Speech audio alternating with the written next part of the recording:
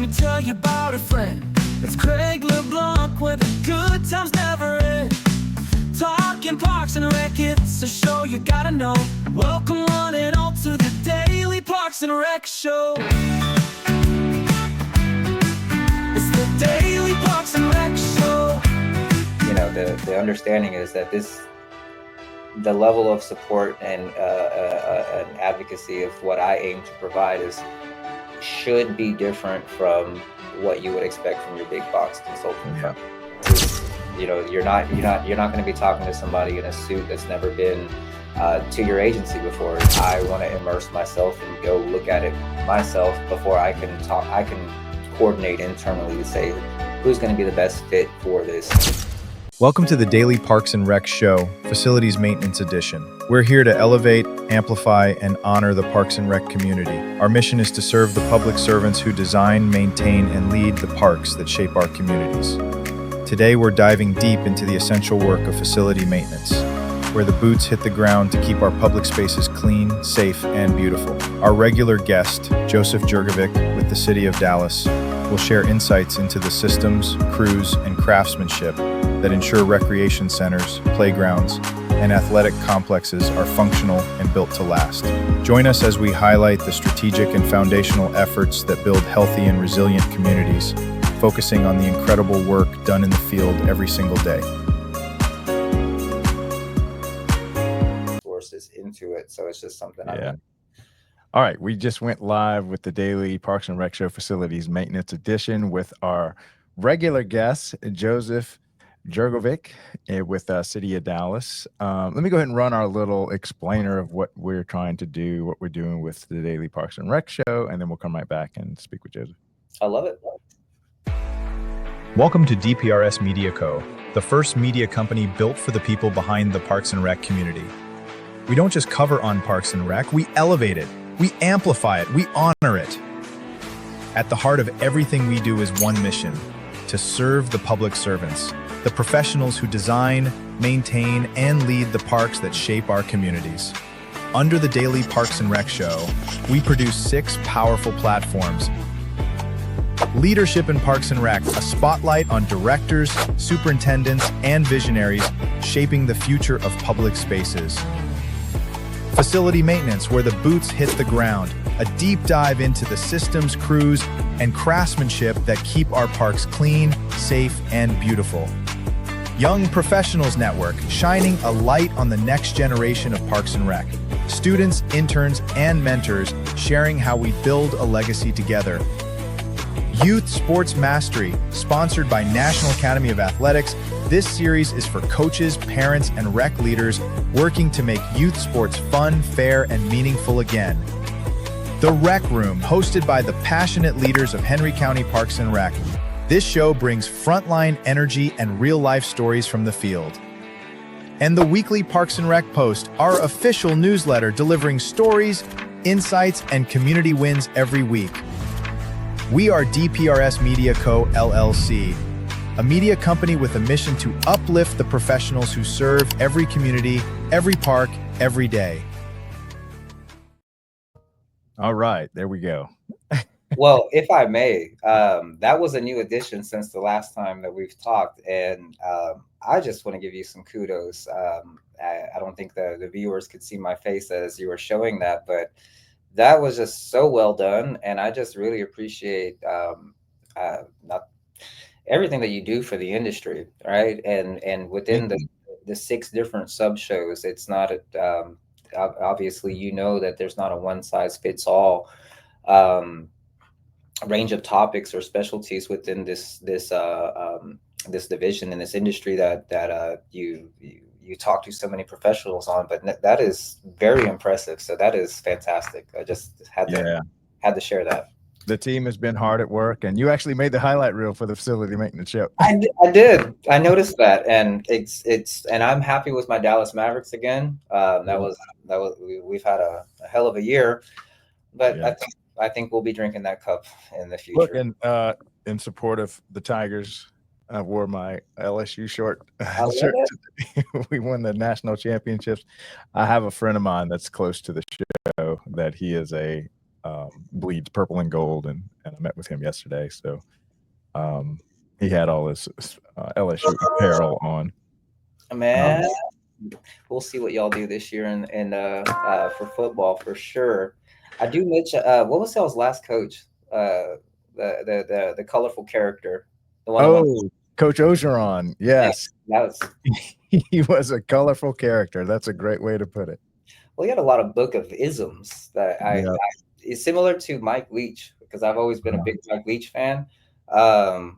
Just something about Coach O. I'd be scrolling news, and I'm like, that's something I need to write down and tweak and make it happen. When you can make out his broken English because he's got such a strong Cajun accent. Absolutely. So tell me more about this Park Hero stuff. You said it's a pet project. Yes. So it may be a little bit. It may be a little soon in my career to be thinking and delving into projects of that nature, but in my going on 13 years now in the public sector and in parks and recreation, there's been a trend that I've noticed across municipalities, and that's some the few that I've worked for, and again a few that I've noticed and I've been keeping up with, kind of internal news and happenings, if you will, and that's whether it's a ability to package information to a level that is desired internally to external stakeholders. More often than not, many folks who are boots on the ground that manage their respective operations do possess and hold advice, practices, and overall just know-how that not many people know, and because these are assumed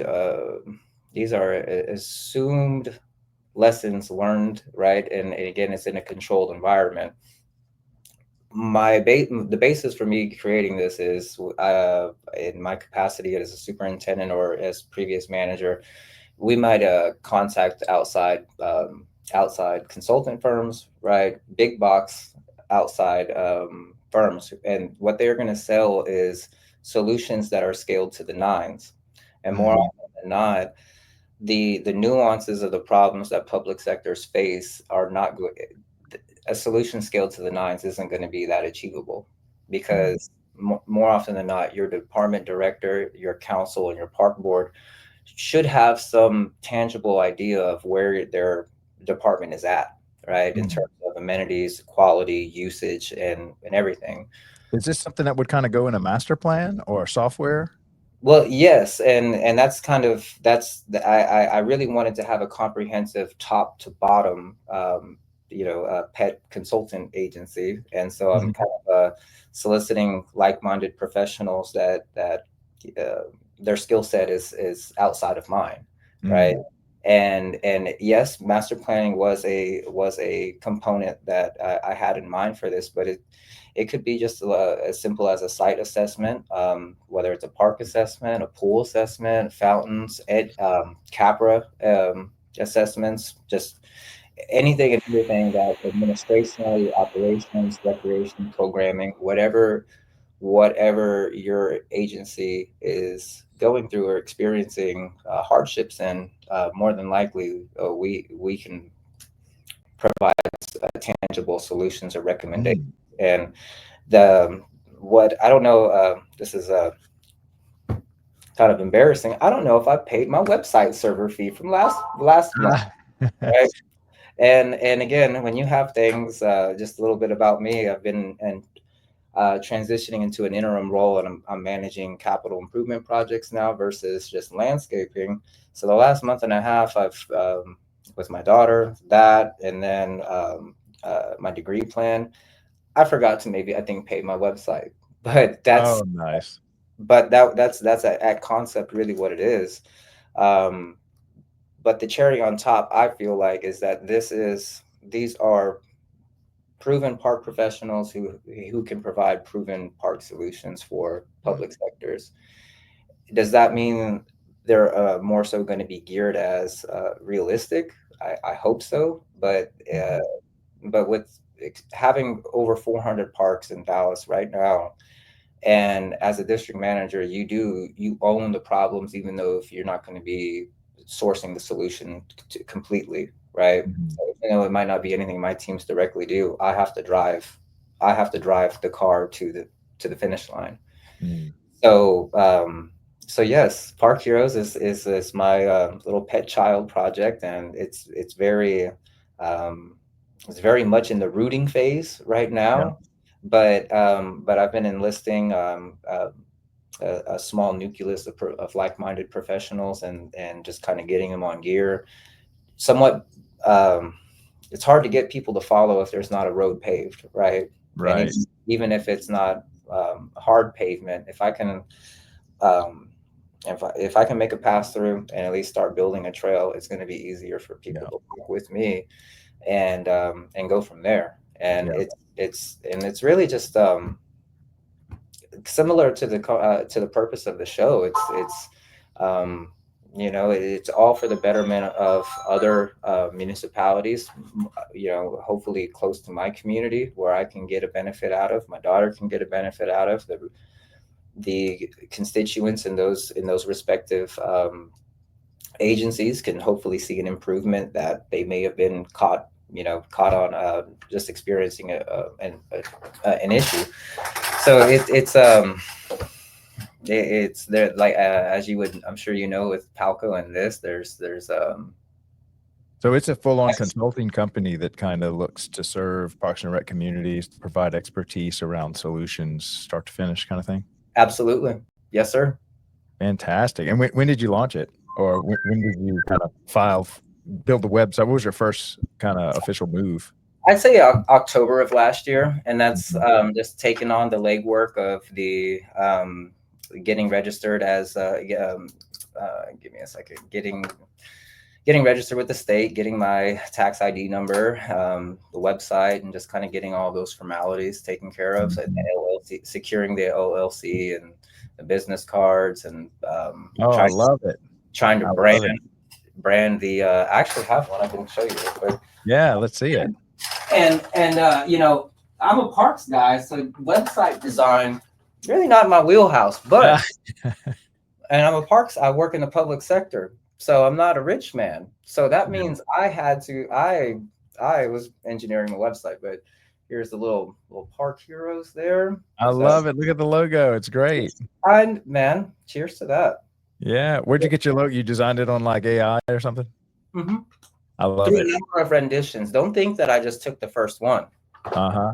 You got to keep queuing it up. Exactly. And so that all just kind of took a little bit more time than I initially expected, but it's Mhm. at that point I was already too far down the rabbit hole to stop, and Yeah. now it's just a matter of continuing my own education, continuing making sure that I have more of a substantial portfolio, right, and Right. continue what I do, and um, hopefully finish up my degree plan, and maybe that's a little bit better for the business front of it, and Mhm. continue to network and see where this can possibly go.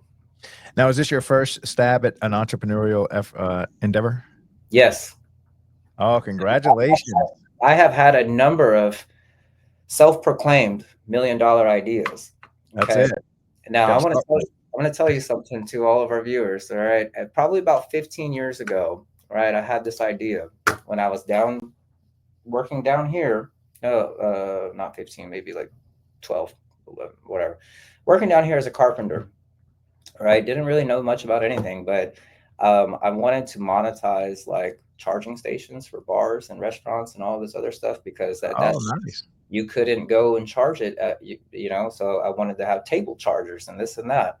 And that was hot and heavy, and then it went to nothing. So that and a couple of other iterations, I felt like there was something tangible there, but I just didn't take the necessary effort and build momentum on this. And so I definitely wanted this to be something new that I could win, lose or draw, say that I took the necessary steps to just putting my phone on silent. Sorry.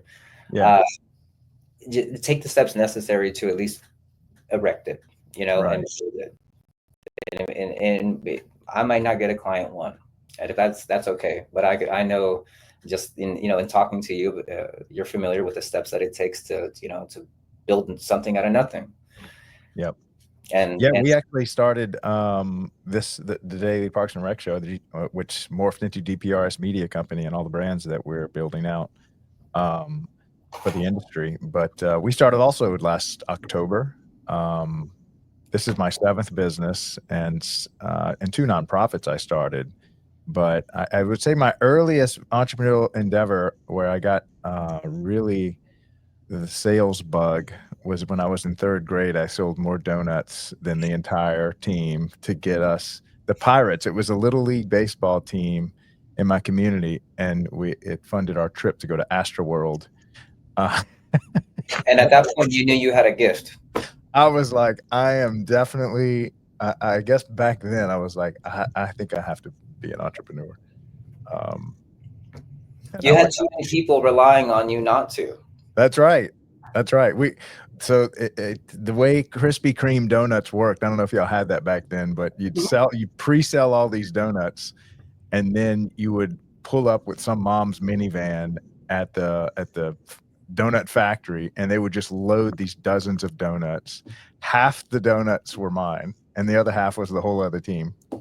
Well, so I thought you meant, was Krispy Kreme still a thing? When I said yes, no, I can't recall a door to a sales pitch for a trip indicative of selling donuts. So it's probably a good thing that they didn't ask me, because I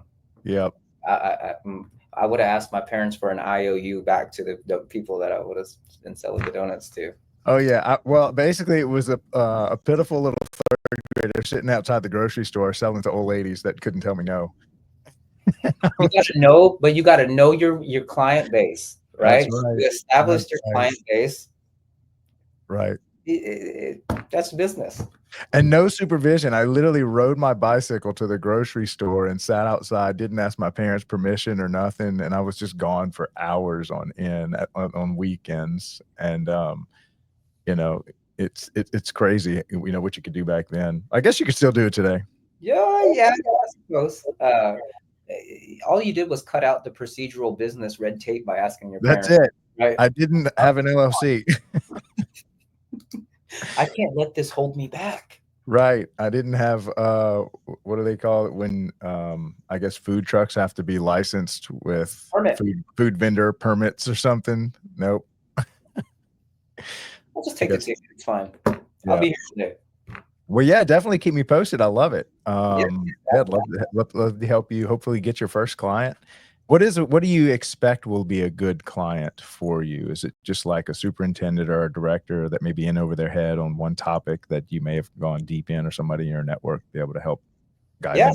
Absolutely. I think if there is a municipality out there that is experiencing a range of complex issues, or if they need a look at their processes to say, perhaps that they thought to themselves, there's too many stop gaps here. There needs to be a better way, right? So even if it's just administrationally, we can take a look at the way that the processes are working and provide suggestions on a more streamlined experience. Or if they have an area that's prone to a specific constant weed, we treated this so many times, whatever the case may be. So agronomics, maintenance, construction, anything of that sort. By no means. And again, I'd like to just lean into the asterisk earlier. Again, this is a group of public sector professionals who've been at this for well over half of their career, and this is what they do. So with that being said, the understanding is that the level of support and advocacy of what I aim to provide should be different from what you would expect from your big box consulting firm. Yeah. And again, this is, you're not going to be talking to somebody in a suit that's never been to your agency before. If I'm contacted about that, I want to immerse myself and go look at it myself before I can coordinate internally to say who's going to be the best fit for this specific Mm. problem. Yeah. Yeah, and I think that because Parks and Rec and municipal government in general is so different from other ways to maintain a sports field, a playground. I mean, the liabilities that y'all have are totally different than the liabilities of, say, a private company that's maintaining a field or something. And Exactly. so, y'all have a level of understanding that is unique. And I encourage all Parks and Rec professionals, if they have that entrepreneurial bug and see a problem that they can uniquely solve, to go for it, because some of the best entrepreneurial ideas are coming from the front line of people facing the problems in their career and finding solutions, and then finding ways to deliver that value to other people that also have the problem. Um, and a lot of Absolutely. And it's not anything that I would be, trying to gatekeep. It's just that, in a matter of an attempt to share. Uh, Mhm, and, another thing that I like about so much about your show is it just, it's just so open ended about this whole industry. mhm, I can't speak for everybody, but sometimes it feels like, in respects to your own city and department division, that if you're in rec or athletics or whatever the case may be, that you're in your own silo, right? mhm, And that the world is this, right? I've been fortunate enough to work a number of positions with Dallas to see that's not the case. People who are a little bit more stationary, they can see the walls closing in. So, to your point about folks who have that thought and bug there, that's the show for me is almost like breaking the glass ceiling a little bit, um, making it almost attractive to work in this industry, right? mhm. Like giving some press and some coverage over it, over mostly in the news when they're talking about park systems. It's either going to be somebody was shot at a park, there's a new Mhm. park going in, or we don't agree with how much money the parks are getting, right? Right. Or they Yeah, need more, right? yeah. So the coverage and like the I guess the norm of understanding is it's just that it's like sanitation, right? It's you said it and you forget it. You're gonna put your trash out, and it's an assumed service without too much thought put into it as well. So that's I'm sorry to get on my soapbox about it, but that's just wanted to also chime in some sentiments about other professionals in this industry to just if you Right. think it, um, jump off the porch. That's it. Well, essentially, entrepreneurs are just people who find a big problem and try to solve it. And the bigger the problem, the more potential it has to generate value in the market. And so, similar to how I saw everything in Bitcoin, all the media around it, and I was just blown away by the quality of educational content, and to just spread the movement across the planet. And just coming out of a 10-year career in this industry, I was like, "Man, I've never seen anything like this in Mhm. Parks and Rec, not on the scale and scope." I mean, I've seen a few podcasts, and of course, NRPA does a few things around that as well. But I mean, I just saw hundreds of media companies, 42 at that one convention. I'm like, "Okay, we need to build a media company for this industry, because it's so much larger, and they have such a great culture and message, and more people should know about this industry. And let's just start and try to tell the story of Parks and Rec." And then in only 7 or 8 months, it's ballooned out into what it is. But it's just because, I decided to just go deep on one thread, and it's been a wild ride, and I can't wait to see where we are in 2 to 3, 4 years. Um, Oh, even just 1 year from now, man. Like oh, I know. that's and like you said, NRPA being the national level, and each states have their own, I guess, state level kind of associations and such. But man, you are doing champion work. That No. again, those I guess associations and groups. They post news and noteworthy things, but as far as just a constant massaging of the talent and like kind of almost just uplifting and Mhm. showcasing. Again, what you're doing is tremendous. Yeah. And I'm really shocked that, and I guess there's some type of natural filtration that goes on when we reach out to, Parks and Rec professionals on LinkedIn. Those that respond are obviously not, camera shy, and they're well spoken and articulate, and they have some confidence in their expertise in this industry and are willing to come and share it with the world. But I am shocked by just the quality of people that offer their time to come onto the show and speak about, what they're doing and their passion and their journey and their purpose. And it's nuts. I'm like, this is this is such a great industry to cover. And I feel like I can make content till the end of time by just highlighting your stories and your expertise. It's nuts. It's a great industry. It's yes, sir. I mean, absolutely, Yeah. absolutely. Now, I did want you to chat about, is it called SWPRTI, Southwest? What Oh, is it? I don't think I don't think we've ever said it like abbreviated out loud. So It's uh, so, it's a long one. but that would be the Southwest Park and Recreation Training Institute, Yeah. SWPRTI. So I think that's SWPRTI. SWPRTI. It's, That we used to jokingly, lovingly call it that. try to say it out loud, y'all. I promise it's fun. Yeah. Um, but yes, that's a great question. So Southwest Parks and Rec Training Institute is if the viewers are not aware of it, um, think of NRPA's purpose almost, but more so refined down to maintenance. Hmm. Over the last few years, we have been implementing other areas of training that would interest folks that are not in maintenance. We've had influx of office assistants start to attend. One of our very own Bernice Espinosa created I think it was a Microsoft certification class. It was a 2-year class, and the second year Hmm. was taught by an actual Microsoft trainer. Get them a little bit more refined into some of those nuances of the Office products. Um, I'm just touching on certifications now. It goes on a 3-year rotational basis. I think this year they'll be providing a training all week, and then the last day is the test of the Certified Playground Safety Inspector, the CPSI.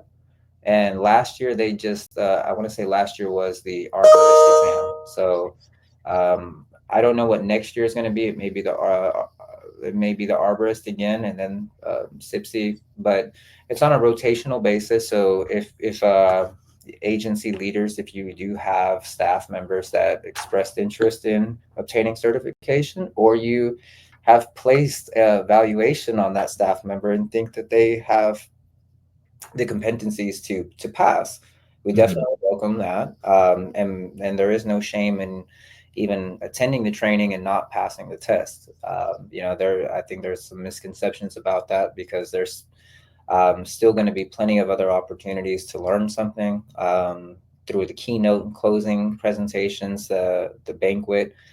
Um, so effectively, besides having the certification tracks, there is a multitude of just topics and classes provided for other park professionals, and they have their choice to kind of pick and choose what they want to go to for the day.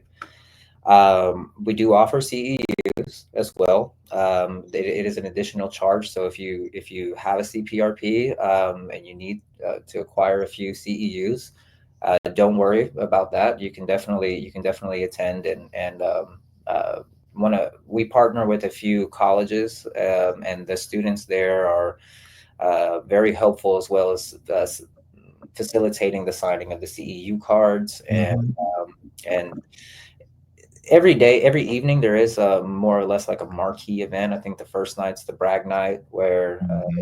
agencies deliver proposals of projects they may have completed throughout the year that they may feel like it's unique, impressive, or just overall something that they want to just kind of tout, right? And so a designee of that agency will go up and give a presentation. Then there'll be an award winner.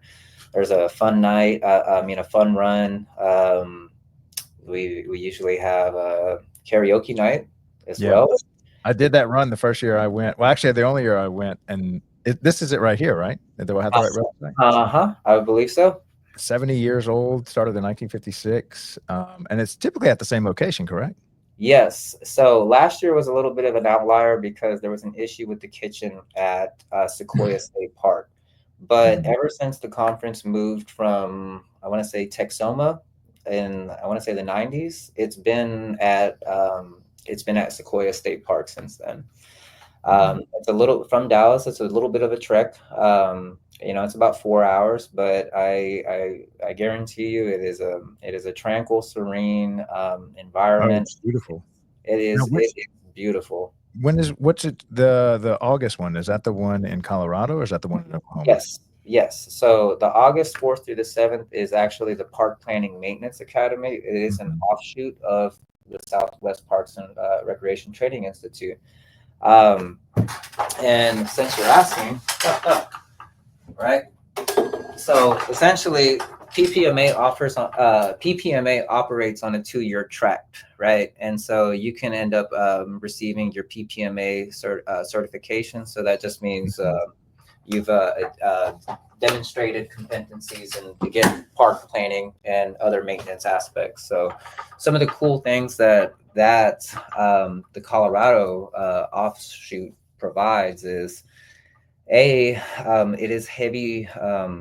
There is plenty of tours, right? So the hotel's in Aurora. We went to Denver one day, and I think a couple of other very impressive smaller towns, and just looking at their range of amenities and their features, and it's breathtaking and almost awe-inspiring. One of the first parks we went to, I think, was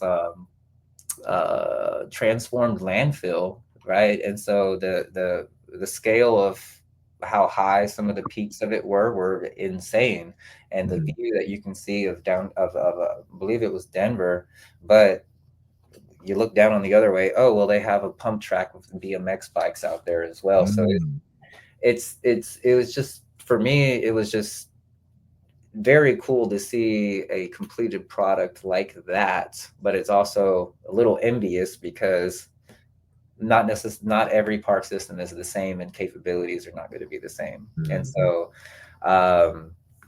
there was actually they actually have mountain parks as well, and it was beautiful. It was insane. It's almost like a Ninja Warrior. It was contractor operated, thankfully, but like a Ninja Warrior obstacle course near a mountain, and like there was trails that kind of take you into a ridge and an outdoor stone amphitheater and such. Where I'm getting worked up talking about it, but yeah. So essentially, if you're not familiar with some of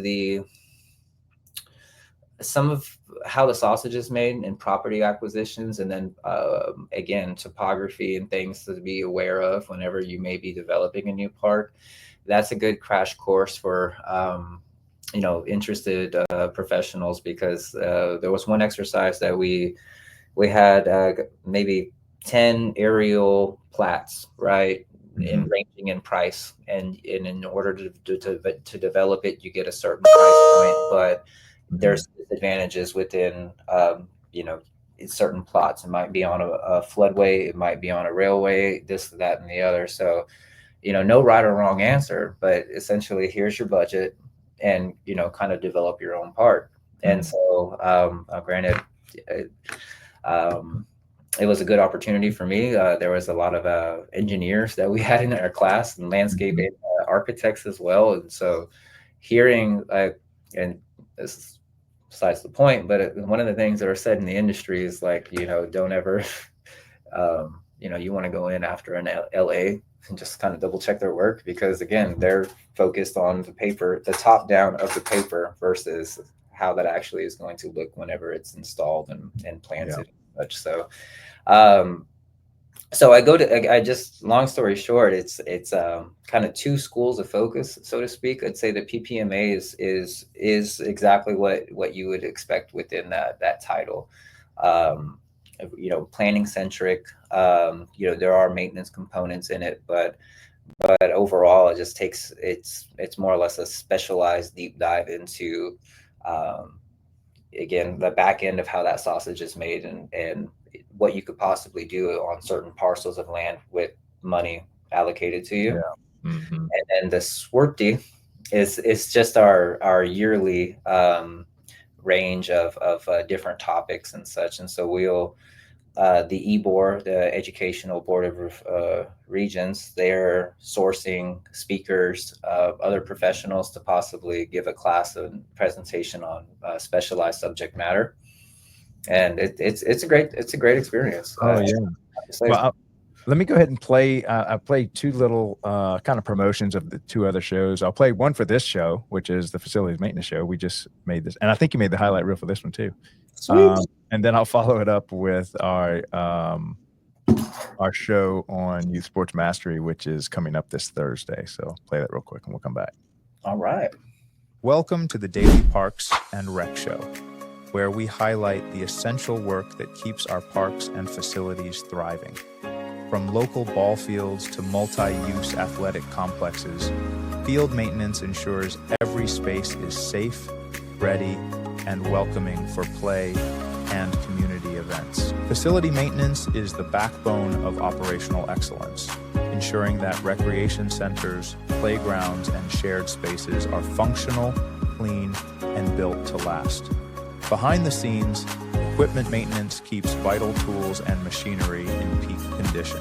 At the core of future forward thinking is sustainability management, integrating green practices that reduce environmental impact and enhance long-term resource stewardship. Facilities maintenance is more than routine upkeep. It's strategic, essential, and foundational to building healthy and resilient communities. This is the Daily Parks and Rec Show, honoring the professionals who keep our spaces running and our communities strong.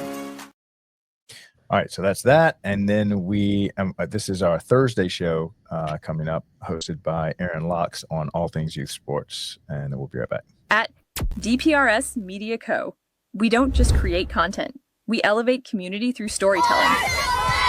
Now, we're proud to introduce the newest addition to the family. Welcome to Youth Sports Mastery, the podcast where champions are shaped, not just on the field, but in life. Hosted by National Academy of Athletics founder Aaron Locks. Youth Sports Mastery dives deep into how youth sports can empower kids, strengthen communities, and build leaders. From coaching culture to recreation strategy, and from player development to parent impact, every episode brings game-ready insight from the people making it happen.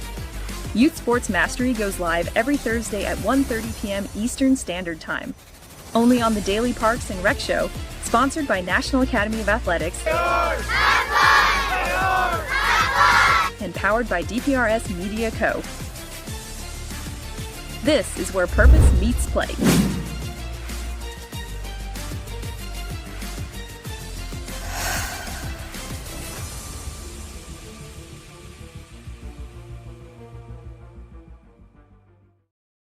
All right, so that's our Thursday show on youth sports, all things coaches, athletic directors, officiating. Aaron is doing this for 40 years, so he's a great host. And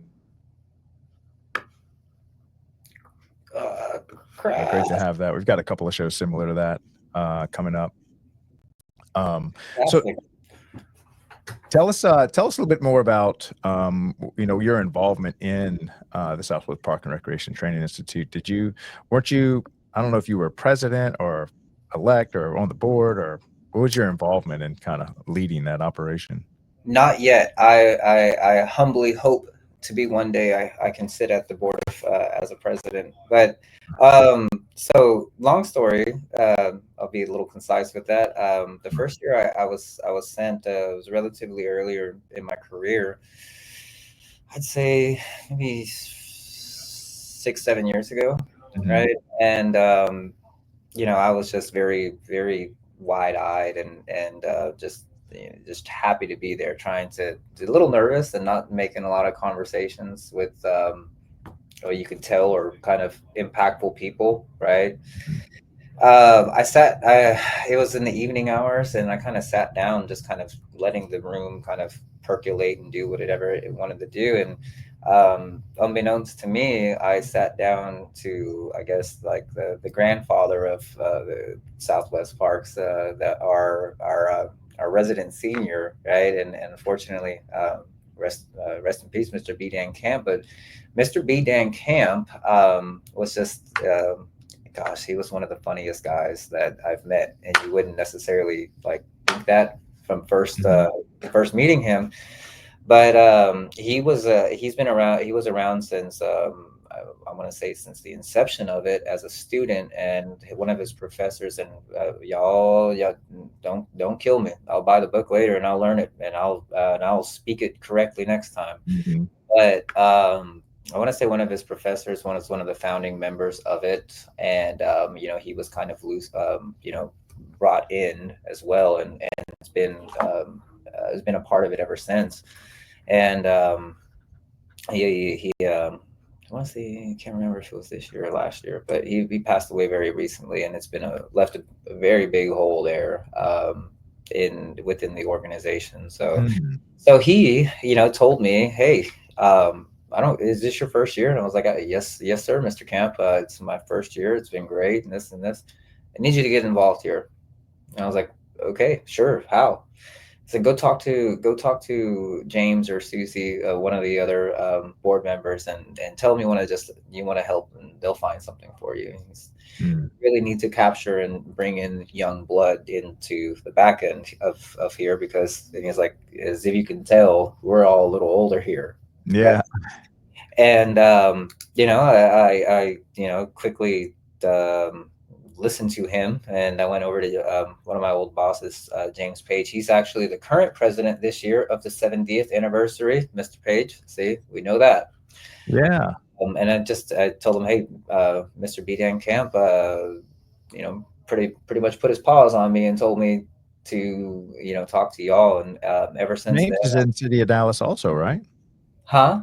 Isn't James, doesn't he work for City of Dallas? Retired, but yes, Yeah, yes. I met him, gosh, probably 6 or 7 years ago. We might have been 1 year off from attending, and he introduced me to, Dennis, and then Dennis introduced me to Alberto, and that ended up being one of my, I think still to this day, one of my largest old clients for my old company.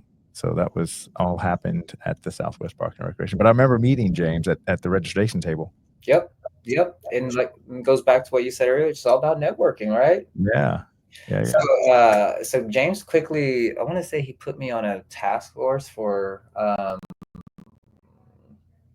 you know, assisting with vendors, to solicit new vendors for the next year and see what kind of equipment they can bring to demo and things of that nature.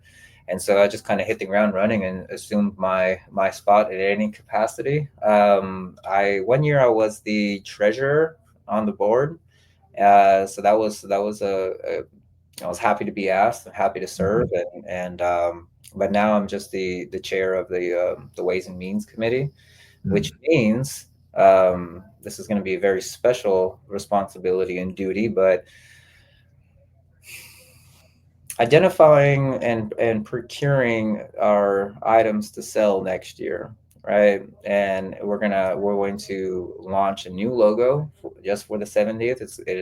I've seen it. Spoiler alert! It is very cool, and it is going to Yeah. be very, very impressive. But trying to get some commemorative items just for the simple fact of selling. And again, all proceeds go back to the institute to fund scholarships and the institute itself. I'm not putting this in my pocket. Mm. And so this is something that they put at the little auction table that people bid on. Well, there will be once you next February when you are attending, Craig, Yeah. Yeah, you will we'll see, definitely be there. you will see me amassing probably 2 tables Hmm. and respectfully harassing the attendees and telling them to look at my wares or what I Hmm. have to offer. Do they have any branding? You know, Hmm. and we have raffles in addition to those to the items, tumblers, jackets, hats, what have you. And typically, Mr. Ken Beam, they'll find a handgun more than likely, and they'll raffle it. We'll have raffle tickets for a possible handgun. James might have a smoker that he will build himself Oh, and yeah. raffle that off.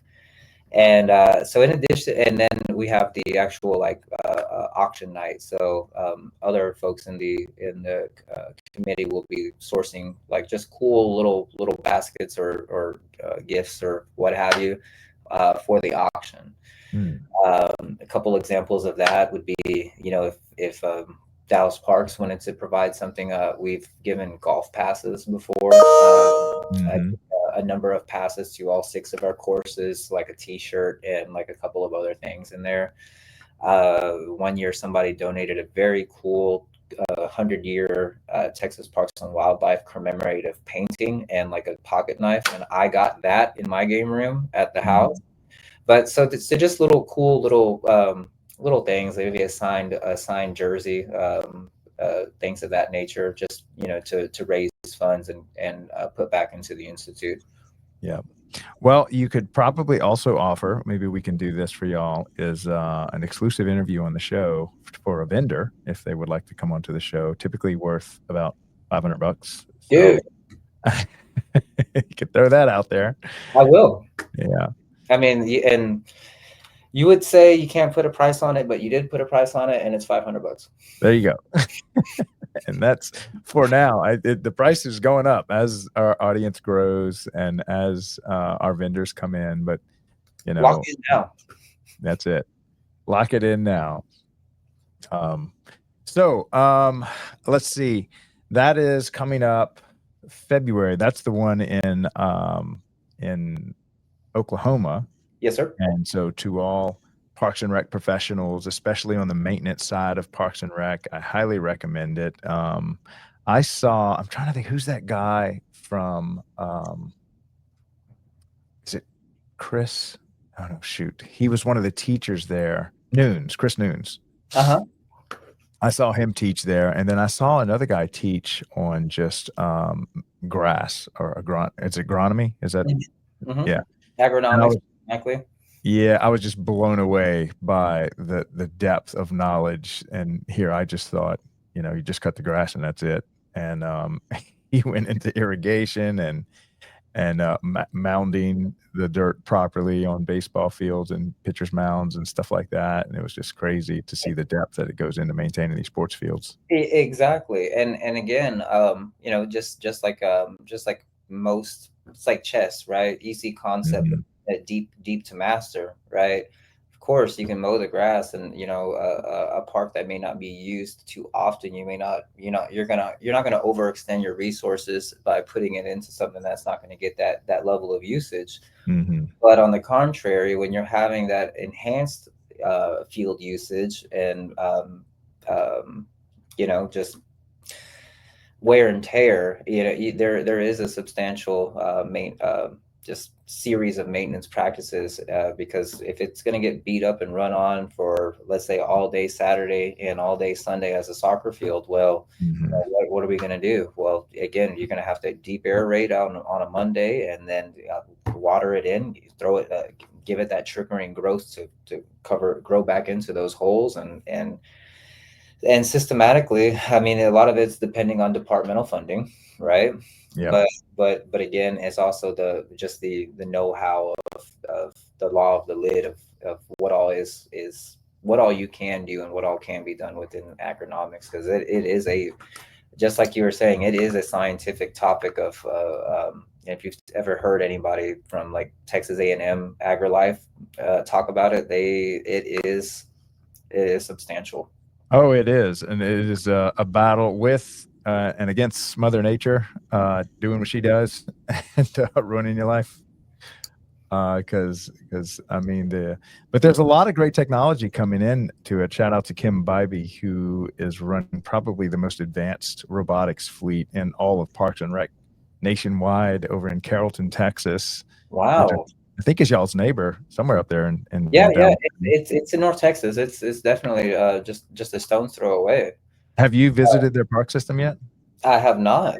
You need to go check it out. Let me tell you, she has got probably about 6 or 7 fully autonomous robots cutting grass. She's also got about that many stripers, spray painters, where they stripe the fields and stuff.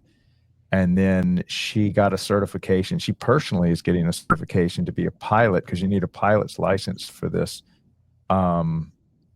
10-foot long quadcopter. This is like the size of a car. This is not like your little hobby drone you see taking pictures.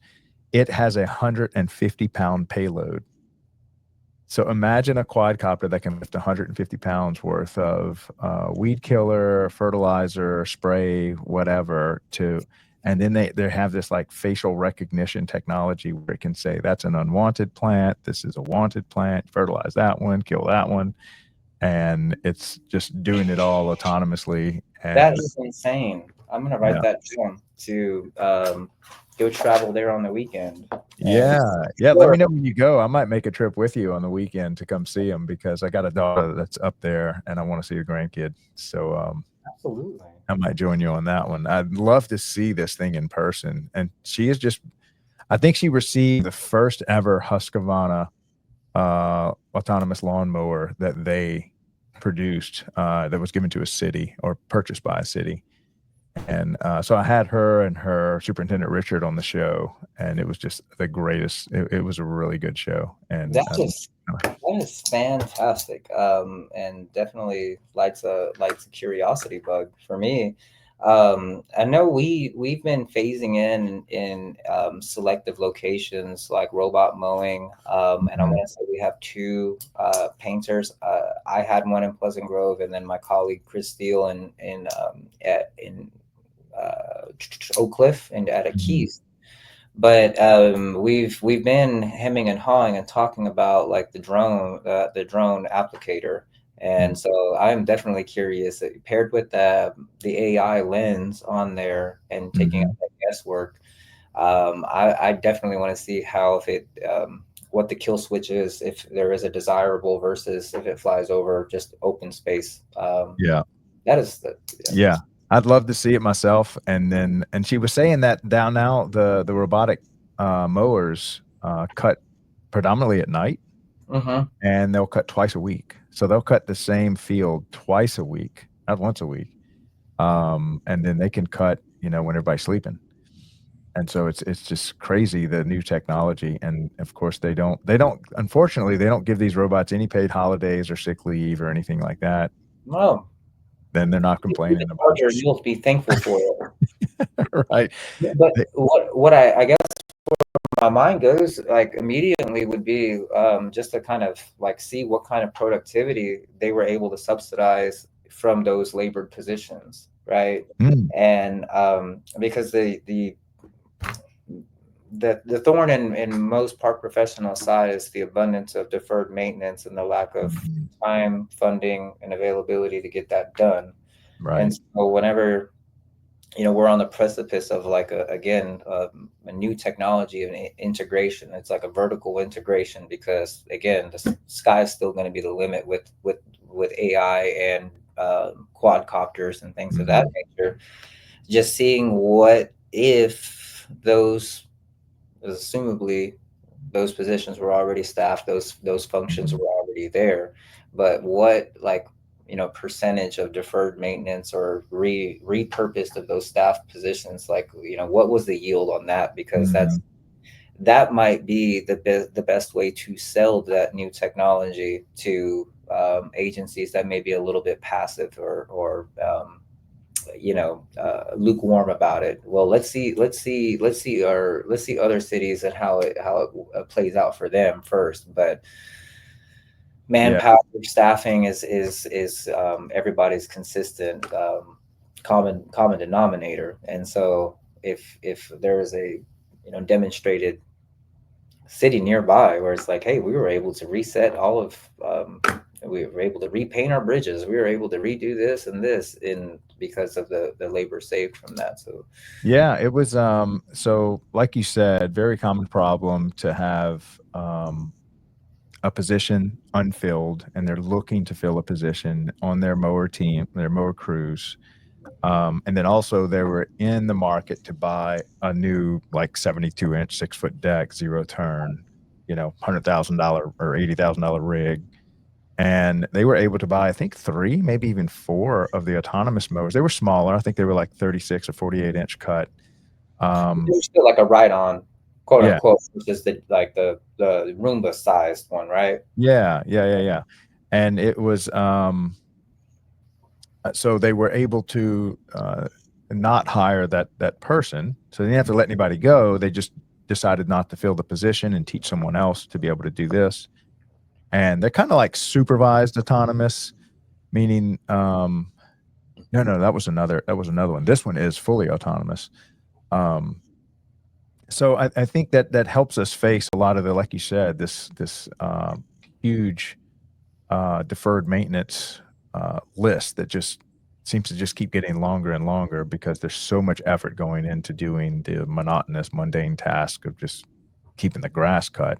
Well, exactly. And then paired with, if it's up to the public versus, doing a budget enhancement for deferred maintenance or a budget enhancement for acquiring a new park, where do you think the public is going to go?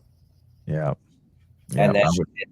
and then that kind of snowballs and compounds the tangible backlog of work to be done with the limited resources that are now being concentrated elsewhere. Yeah, yeah, and that industry is moving at breakneck speed because the upside financially for park systems being efficient at the work they're doing is just astronomical. I mean, these autonomous robots just don't have a lot of the I guess friction that a human gas powered um, system has. And these Yes. kind of stay on the site, so you don't even have to trailer them there. They just kind of stay there in their little like doghouse. And he said they built little doghouses for them, little charging stations when they run low on battery or electricity energy. They go charge themselves, and it was pretty neat. Oh, and they also had a full electric crew. So they went and bought like an electric truck, electric mowers, electric blowers, electric weed eaters, and that their goal was to make everything they touch Mm-hmm. all battery powered. And so that's another thing that they did as well. You So couldn't right even there in Carrollton, Texas. you couldn't even hear the grounds crew when they were cutting the park. That's it. They snuck up on you like ninjas. It, Got it all it, done. and that is it's very, I mean, kudos to them and those efforts. I mean, I think that is the where the dominoes are falling in this Mhm. industry. It's just a matter of timing and infrastructure enhancements and upgrades to get to that point. Um, but yeah, Yeah. just definitely a very exciting concept. Yeah. Yeah. And I know those that are kind of afraid that it's going to replace our jobs or whatever like that. But trust me, there is a never ending stream of new playgrounds projects that need to be managed. uh, this deferred maintenance thing just keeps getting bigger and bigger. And so, they definitely need the efficiency boosts. Plus, labor costs are going up and up. And so, what they're doing is they're retooling their current labor to be able to maintain and kind of be like a shepherd herding like sheep. So, you've got like one technician maintaining and keeping up with this little fleet of robots that are doing the bulk of the work, and you're just kind of keeping them going. It's just a little reorg, That's and it. and speaking about the industry and the timeline of when COVID was happening, I don't necessarily, I can only speak to how I feel in respects to the agency that I'm in. Hmm. It almost feels like um before that time frame, internally, our division was referred to as a non-civil service, which, um, bottom line boiled down to, if there was budgetary cuts, parks was going to be the first one to go, and I think that was the case across the board, nationwide. But the good thing that I think we look back to, and there's plenty of negatives as well from COVID, was I think the change of individuals' thought process socially regarding parks, because when you can't go anywhere, that was the only place that you were permitted to go, and still enjoy and have all of the needed recreational aspects of being outside, and Yeah. we're social creatures. We need to be outside and not pent up. So with that being said, it is nice to see, I guess, a repurposing somewhat of parks in itself. The direction that it's going in, and but like you're saying, I think the high wages were also a byproduct of that, and Yeah. some of the other nuances that pool together to be, a different set of particular challenges to overcome right now. Because while it's a good thing, I don't think we're ever going to be in question as far as where the people's funding wants to go, because I think we secured a damn near the biggest part of the bond, like from the city bonds last year. I want to say it's like $360 million. Wow. So the people's tax money wants to be spent on parks and recreation, but it's just a matter of how we're going to subsidize available labor, available funding, and taking care of these new challenges, as opposed to the previously constructed parks and those future challenges. Yeah, and I think there is room in this type of economy for a pay bump for those that are maintaining these little fleets, because currently you've got, let's just make up some numbers, a $500,000 budget for this crew of, say, 3 to 5 men and all their current machines. And this new model, you might be able to cut the same amount of grass for maybe 350,000, because it's one guy maintaining a little fleet of robots. And so there's obviously room in this new $350,000 budget. There's a $150,000 efficiency gain that can go to a technicians that's has some more certifications and qualifications to maintain these fleets. So I think we can actually see a pay raise for those that kind of stick with that part of the industry. He's throwing gems, y'all. That's Pay it. Well, thank you so much, Joseph, for coming back on the show today. Covered a lot with Park Heroes and SWPRTI, the convention coming up with Southwest, what is it called? Southwest Park and Recreation Training Institute. If you haven't been, I highly recommend it in February, especially if you're in park maintenance, and even got to chat a little bit about the robot revolution coming our way. Our robot overlords are coming. It's just a matter. But if anybody had any other questions about Southwest Parks, or if you're interested in just kind of wanted the assistance, or if you needed justification maybe to your executive team, you can definitely find me on LinkedIn, as we'll be sharing this video there, and you can add me or send me a message, and I'll be sure to answer your questions to the best of my ability. Fantastic. Well, as always, man, it's good talking to you. Next time I'm up in Dallas, we'll have to go visit Kim and Carrollton and go look at what's going on over there. Love it. Craig, it's good seeing you, man. It's been too long, and I'll reach out offline and see when we can book something else in the near future. Yeah, let's do it, man. Have a great rest of your week. Yes, sir. You too. Take care. Yes, sir. Yeah. All right, another great episode of the Facilities Maintenance Show. Joseph has been a great frequent contributor to this show and is very active. Obviously, 13 years in the industry on the maintenance side, now getting into project management. I love he's got that little entrepreneurial bug to create something of value, sharing the wisdom that him and a lot of his professionals, friends in the industry can share in a consulting capacity.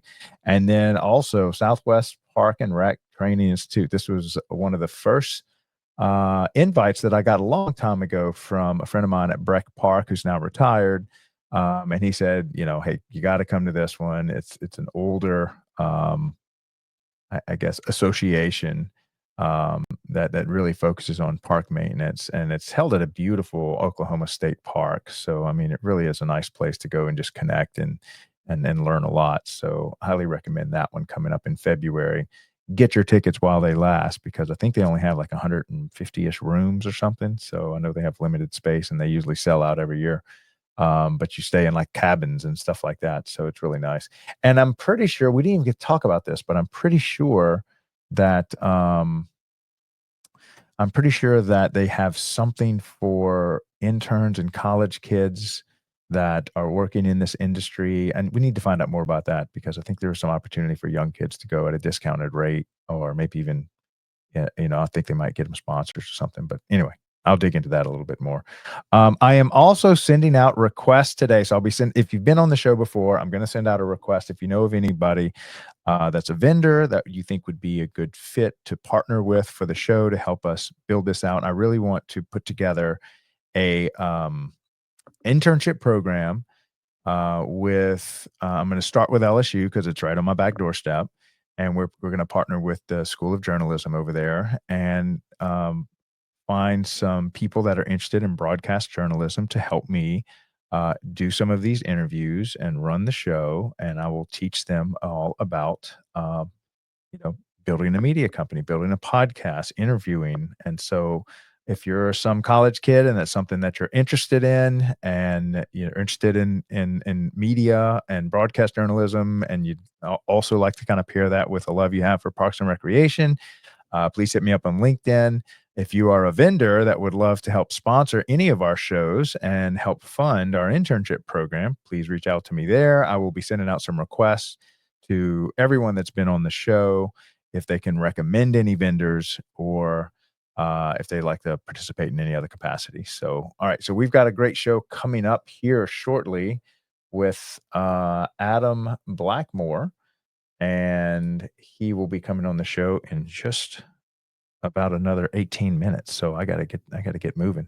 But we'll see y'all here shortly. Thank y'all again for attending the Facilities Maintenance Show, part of the DPRS Media Company.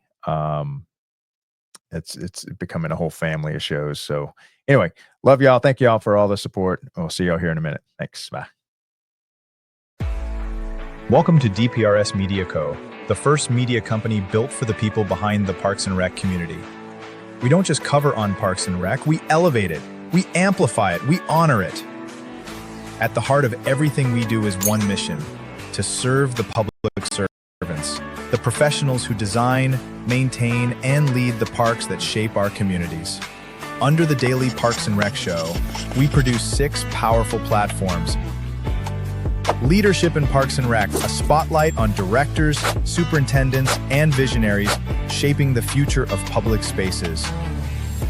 Facility Maintenance, where the boots hit the ground, a deep dive into the systems, crews, and craftsmanship that keep our parks clean, safe, and beautiful. Young Professionals Network, shining a light on the next generation of Parks and Rec. Students, interns, and mentors sharing how we build a legacy together. Youth Sports Mastery, sponsored by National Academy of Athletics. This series is for coaches, parents, and rec leaders working to make youth sports fun, fair, and meaningful again. The Rec Room, hosted by the passionate leaders of Henry County Parks and Rec. This show brings frontline energy and real-life stories from the field. And the weekly Parks and Rec Post, our official newsletter delivering stories, insights, and community wins every week. We are DPRS Media Co., LLC, a media company with a mission to uplift the professionals who serve every community, every park, every day.